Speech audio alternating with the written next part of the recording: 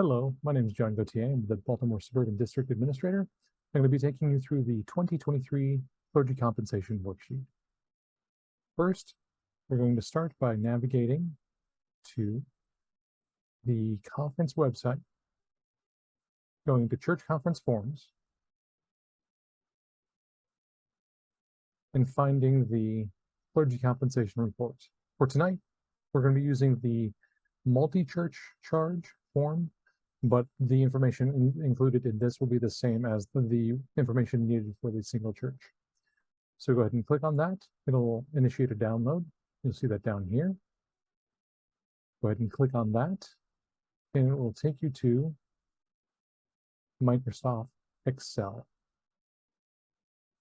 Once in Microsoft Excel, you'll need to fill in all the information under the pastor and church information. We need as much accurate information here as possible, as if we need to contact the pastor or anyone else involved with the setup of the form.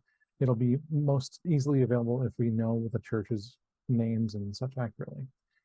Your charge name, you should know, but if you don't, feel free to ask your pastor, or at worst, feel free to call the district office and we can take care of that for you.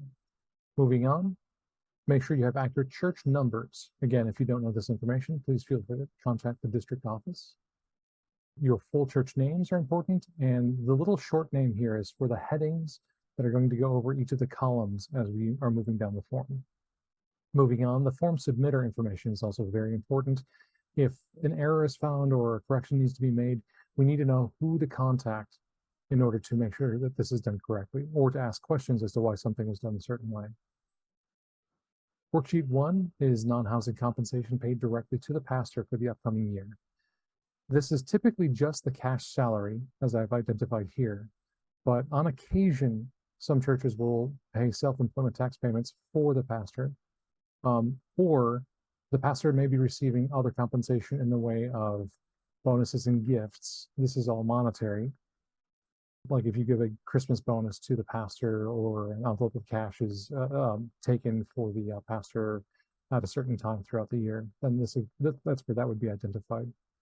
Equitable compensation is support from the conference itself.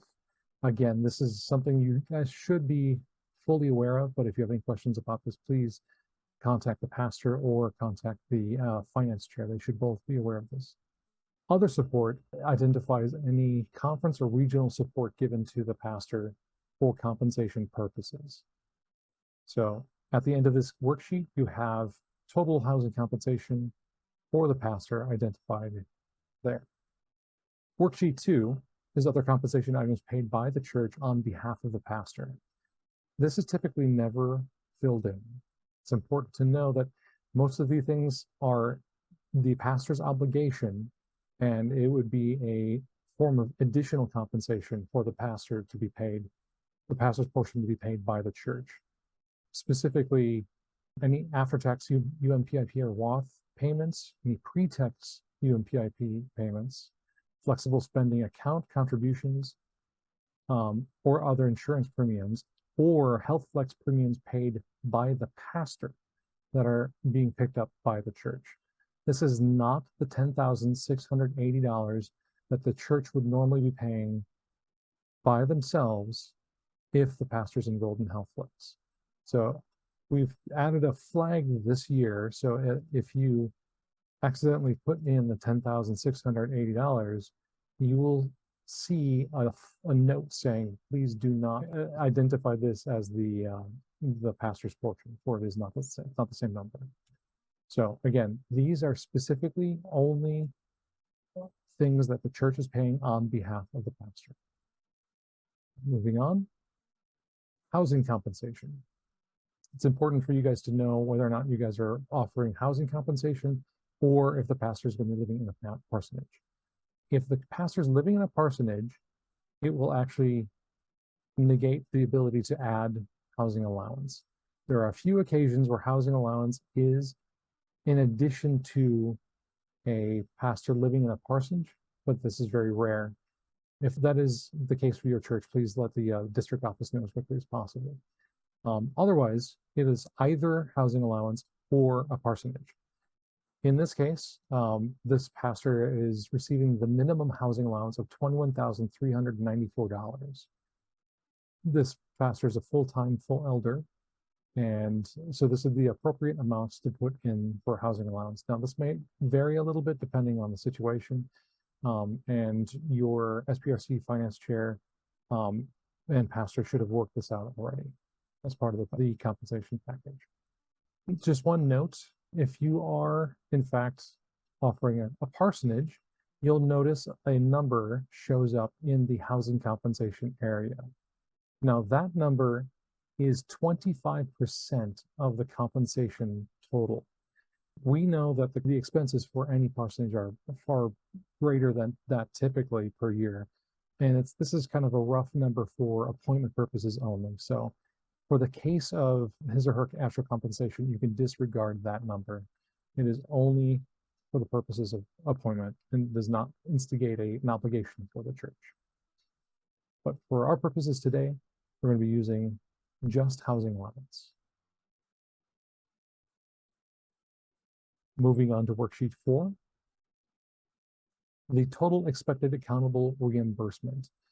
This is accountable reimbursement per the IRS standards, which means that there needs to be a tracked amount that's paid to the pastor for actual expenses. So this would be mileage or receipts submitted to the church, and those exact amounts are paid back to the pastor. This is not paid in installments. This is not paid ahead of time. This can be used for education with appropriate, again, receipts and tracking of those expenses. But in order to make sure that you do not fall under the ire of the IRS, you need to make sure that those are tracked appropriately. Moving on to worksheet 5, benefits eligibility. Now, this is an important place to know the pastor's conference relationship, if they're a full elder, if they're a provisional elder, etc.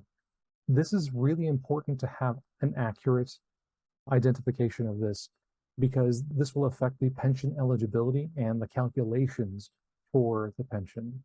If you do not know this, please do not guess. The other thing is whether or not the pastor is full-time or part-time. Again, if you do not know this, do not guess. Please contact your pastor, they should know, or the district office if you guys are both unsure.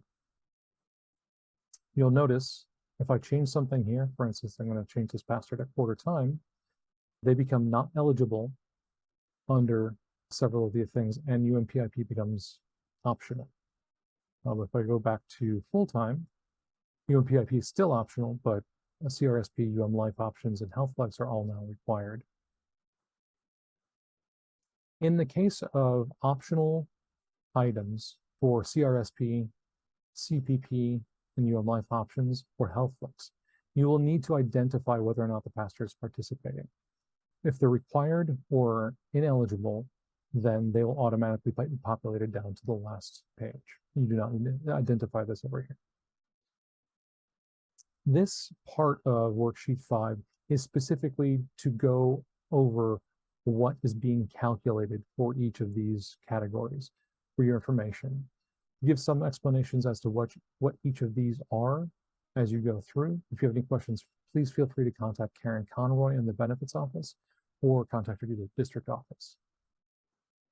And moving on, again, this is the Health Flex medical insurance.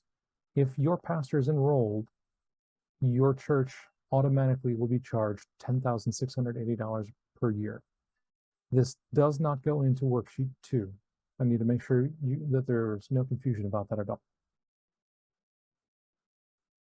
Moving on, this is the total financial obligation for this pastor. Under here, you'll see the three churches' totals all added up at the very bottom, and the total for the entire charge on the right column here in the final total. You also notice that there's percentage of total obligations identified there. The percentages are your tool to know if you guys have a percentage that you're trying to meet, then you can see, make sure that is being met there. However, it's important to make sure that each church for the combined charges here, that their minimum or maximum ability for payment is being cared for. So we encourage working with the finance teams for each of the churches together to create this form as opposed to doing it individually. That way you guys can share information and make sure that all the information that you have is as accurate as it can be before church conference time.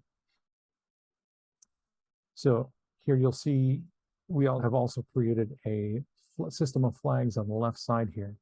While we don't need to know this information, it's incredibly helpful to know that you guys have this cared for and that you have an idea of who's paying what and that each of those churches knows what their obligations in total specifics are. So when I deleted the Health Flex premium here, you'll see a flag pops up saying that it's low by $10,000. So I'll put that back in and it goes away. If you put a number that's a little too high, it'll let you know how much higher it is or how much lower it is, depending. Finally, you'll see equitable compensation at the very bottom. This is for benefits office purposes mainly, so that when they see this form, they know that there's an equitable compensation amount that needs to be accounted for in their final approvals. This will help you also to know if someone put something in equitable compensation in error, it's another check. Finally, we come to conference signatures. This is the place where we're going to take the signatures of each of your individuals, for the pastor, finance chair, treasurer, and then the SPRC and DS of the presiding elder. It's important that we have as much information here as possible too. So if we need to contact someone for a signature that's been missing in the very end, we can do that as well. Also, each districts are going to be doing something a little bit different when it comes to the final processing of the paperwork. So please pay attention to your district administrator's instructions on how this is going to happen. Many of us are going to be using Adobe Sign, which is an email or app-based process of actually digitally adding a signature. However, many of you guys are doing church conferences in person, so that takes care of that piece. Again, just pay attention to what your district administrator is asking you to do and follow those instructions. Finally, a few notes on the worksheet in general. All pages need to be included in your upload. We need to do a lot of error checking, and we do a review of the packets before church conference time. So in order to have as much of that as possible and to be able to identify where an error may have happened, it's helpful to see everywhere where data has been put into the form here. So please, every page needs to be included. And if you have any questions about this form, please contact your district administrator. We're more than happy to make sure that you guys are as happy with this form as we want you to be. This is never a fun time, and it's kind of tedious, and it's easy to have things get a little messed up. So please contact us with any questions or concerns. And with that, I want to thank you for taking part in this video for the Clergy Compensation Report for 2023. Thank you.